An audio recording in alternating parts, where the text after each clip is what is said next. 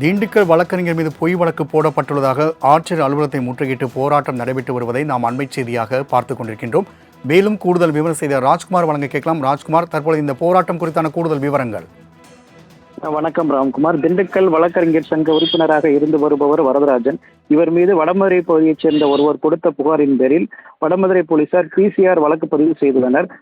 வரதராஜன் மீது போடப்பட்ட வழக்கினை திரும்ப பெற கோரி திண்டுக்கல் மாவட்ட வழக்கறிஞர் சங்கத்தினர் இன்று ஆர்ப்பாட்டம் அறிவித்திருந்தனர். இதனையொட்டி திண்டுக்கல் மாவட்ட ஆட்சியர் அலுவலகம் முன்பு குவிந்த வழக்கறிஞர்கள் 50க்கும் மேற்பட்டோர் திடீரென மாவட்ட ஆட்சியர் அலுவலகத்திற்குள் நுழைய முயன்றனர். அவர்களை தடுத்து நிறுத்திய காவல்துறையினர் மாவட்ட ஆட்சியர் அலுவலக வாயில் கதவை மூடி அவர்கள் உள்ளே செல்லாமல் பாதுகாப்பு பணியில் ஈடுபட்டனர். இதனால் காவல்துறையினருக்கும் வழக்கறிஞர்களுக்கும் இடையே வாக்குவாதம் முற்றி தள்ளுமுள்ளு ஏற்பட்டது. மேலும் முறையான விசாரணை செய்யாமல் பொய் வழக்கு பதிவு செய்துள்ளதாக வடமதுரை காவல் நிலைய சார்பு ஆய்வாளர் சித்திக் மீது நடவடிக்கை எடுக்க வேண்டும் என்று வழக்கறிஞர்கள் தொடர்ந்து வலியுறுத்தி வருகின்றனர். திண்டுக்கல் வழக்கறிஞர் சங்க தலைவர் குமரேசன் தலைமையில் செயலாளர் கென்னடி முன்னிலையில் வழக்கறிஞர் ஆட்சியர் அலுவலகம் முன்பு தரையில் அமர்ந்து தற்பொழுது முற்றுகை போராட்டத்தை தொடர்ந்து நடத்தி வருகின்றனர். இதனால் இந்த திங்கட்கிழமை துவல் நடைபெறும் வாராந்திர குறைதீர் முகாமிற்கு வரும் பொதுமக்கள் பாதிக்கப்பட்டுள்ளனர். ராம்குமார். ராஜ்குமார், தகவலுக்கு நன்றி.